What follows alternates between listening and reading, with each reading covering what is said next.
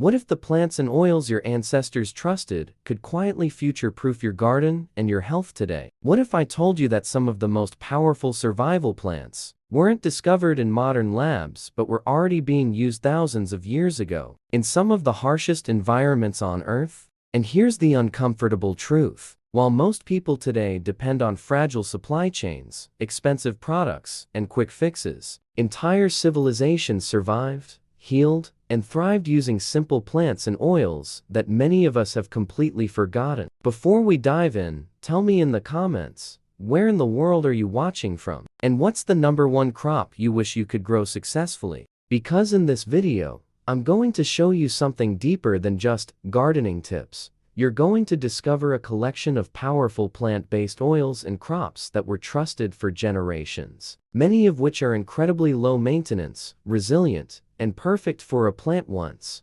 harvest for years, survival mindset. Some of these can grow in poor soil, some require almost no care, and a few were so valuable entire trade routes were built around them. And stick with me, because near the end, I'll reveal one plant that ancient cultures called the cure for everything but death, and why modern research is still trying to catch up with it. This isn't about hype. This is about rediscovering what worked, and still works, if you know how to use it. Let's step back for a moment, because to really understand why this matters, you need to see the bigger picture. Right now, food systems around the world are becoming more fragile. Prices rise, weather patterns shift, and for many people, especially if you're getting older, the idea of maintaining a high-effort garden becomes less realistic. Heavy digging, constant watering, delicate crops that fail easily. That's not a survival garden. That's a burden. But your grandparents or their grandparents often did something very different. They didn't rely on plants that needed constant babysitting. They chose tough, reliable crops. Plants that could survive neglect. Plants that gave food, oil, medicine, sometimes all from the same source. There's a story that comes up again and again in history. In times of war, famine, or hardship, it wasn't the fancy crops that saved people. It was the overlooked ones. The hardy herbs growing along paths. The oil-rich seeds stored for months. The trees that kept producing year after year without needing replanting. And here's something most people don't realize. Some of the oils and plants we're about to talk about weren't just used. They were essential. They were part of daily survival, healing, and long-term resilience. And in a moment, I'll show you one of the simplest oils you can start using or growing around today. One that ancient people treated almost like liquid gold, and for good reason. But first, understand this. If you want a garden that feeds you not just this year, but for decades, you have to start thinking differently. Less effort, more resilience, smarter plant choices. That's exactly what we're about to uncover. Let's start with something so simple. Most people completely overlook it. Olive.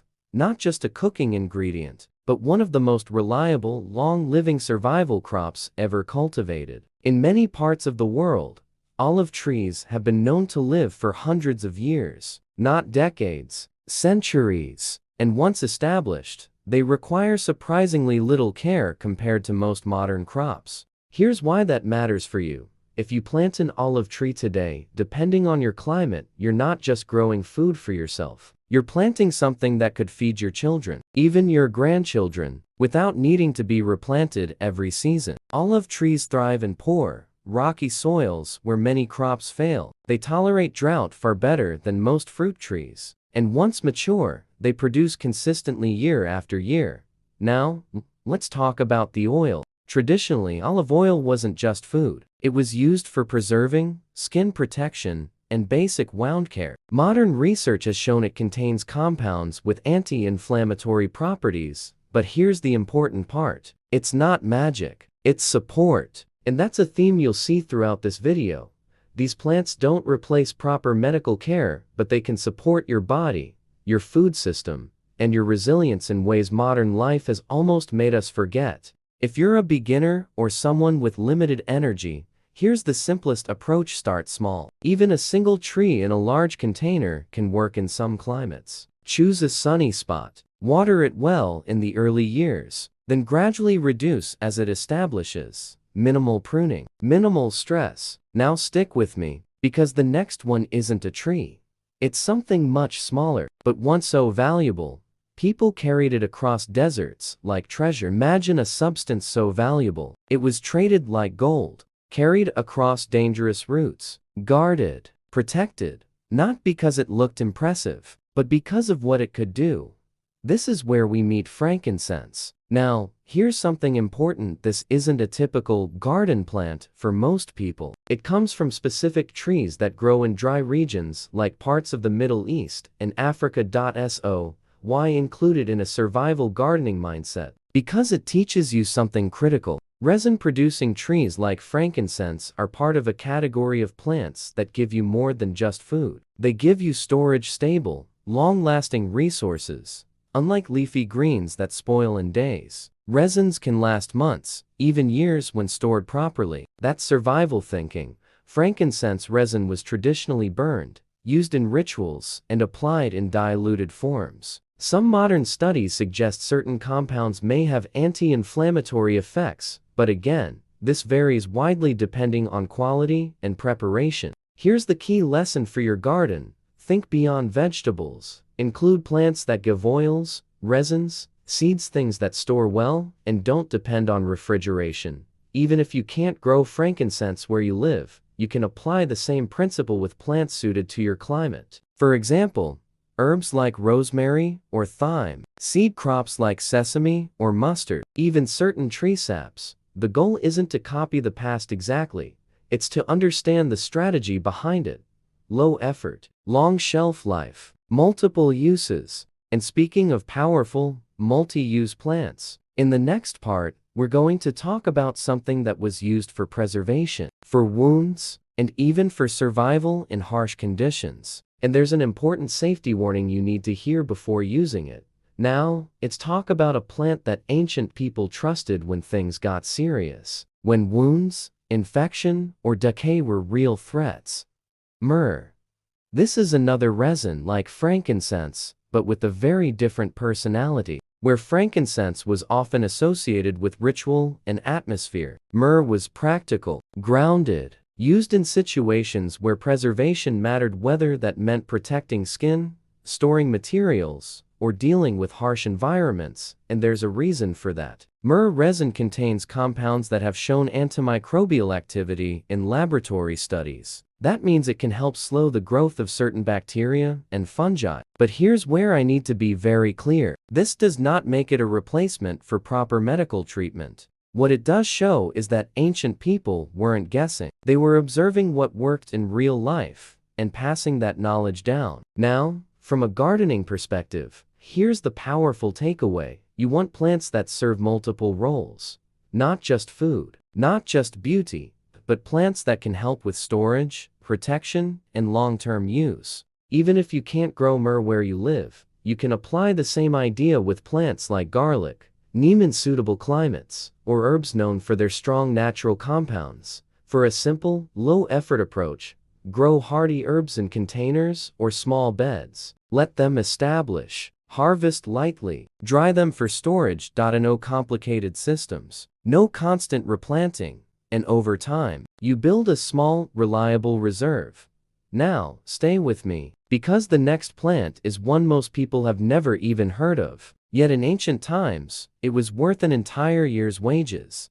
Picture this. Someone walks into a room, carrying a small jar. They open it and pour everything out, gone in seconds, and what they just used was worth a full year of work. That's how valuable spikenard was. Now, this plant grown in high mountain regions was extremely rare and difficult to harvest. That's part of why it became so expensive.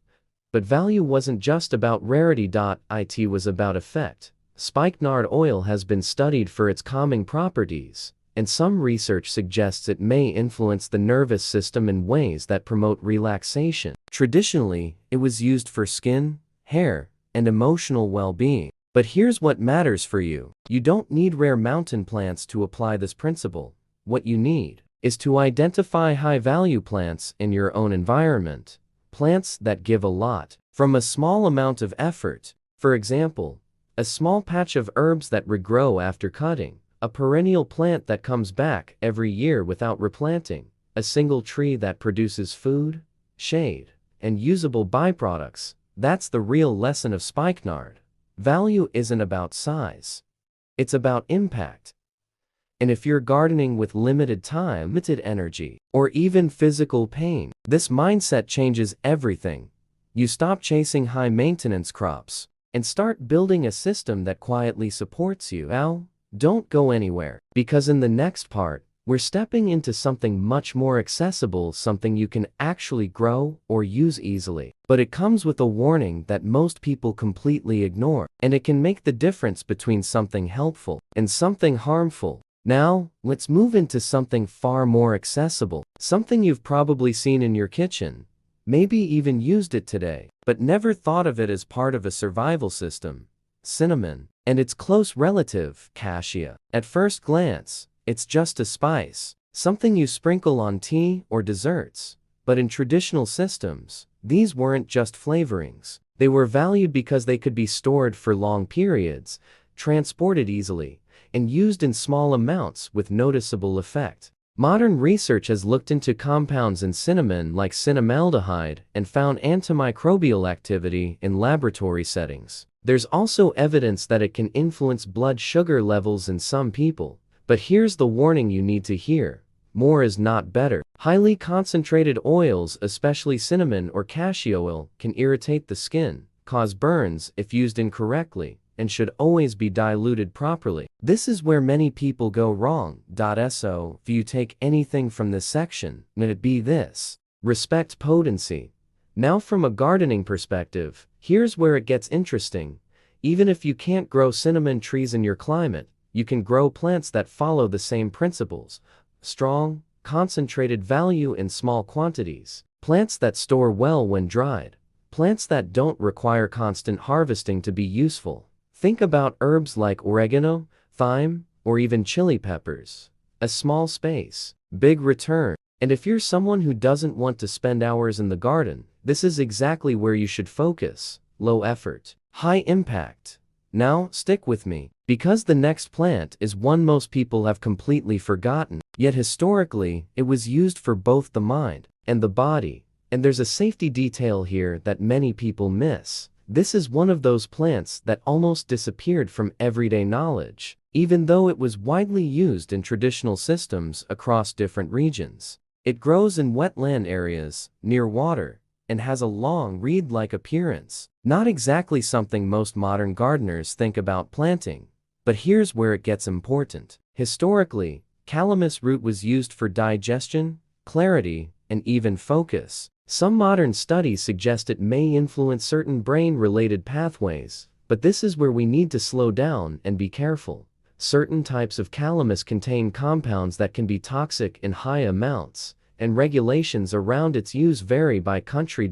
So this is not a beginner herb for casual use. And I strongly recommend, if you're ever considering plants like this, you consult local experts or agricultural extensions before using them. But don't skip the lesson here, because it's powerful.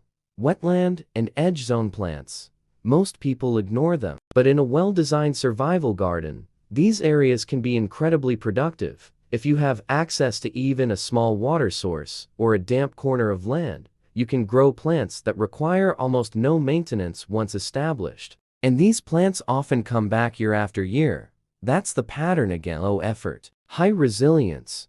Now, remember earlier I told you about a plant so powerful it became a symbol of healing itself. In the next part, we're finally going to reveal it, and more importantly, how you can apply its lesson even if you never grow it yourself. Now, we come to something that was so respected, so trusted, that it became more than a plant. It became a symbol: the balm of Gilead. People didn't just use it, they spoke about it as if it represented healing itself. That's how deeply it was woven into daily life. Historically, this balm likely came from a resin-producing tree in the conifer family. These trees produced a fragrant, sticky substance that could be applied to skin, used in preparations, or carried over long journeys. Modern analysis of related species shows they contain compounds with antimicrobial and anti-inflammatory properties, but here's the key point. The exact identity of the original balm of Gilead is still debated. So if anyone tells you they've found the exact same plant and it does everything the ancient stories claim, be careful. There is no reliable evidence that a single modern product perfectly matches what people used thousands of years ago. But again, don't miss the deeper lesson. The power wasn't just in the plant. It was in the system.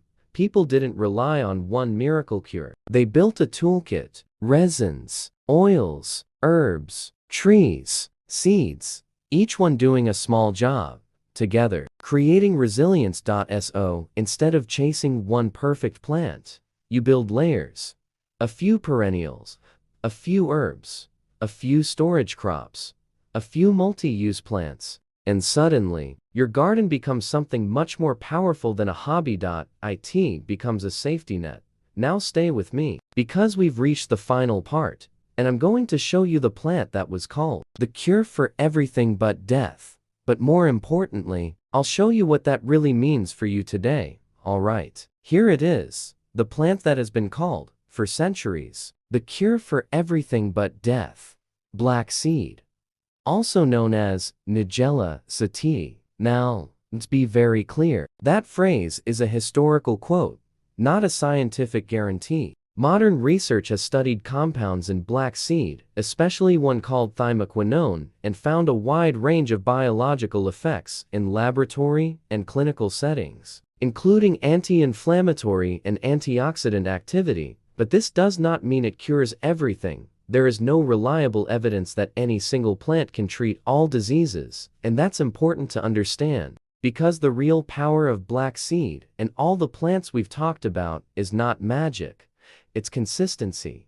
Small, supportive effects, used regularly, over time. Now here's why this plant matters for your survival garden mindset. Black seed is relatively easy to grow in many climates. It produces seeds that can be stored. It doesn't demand constant care.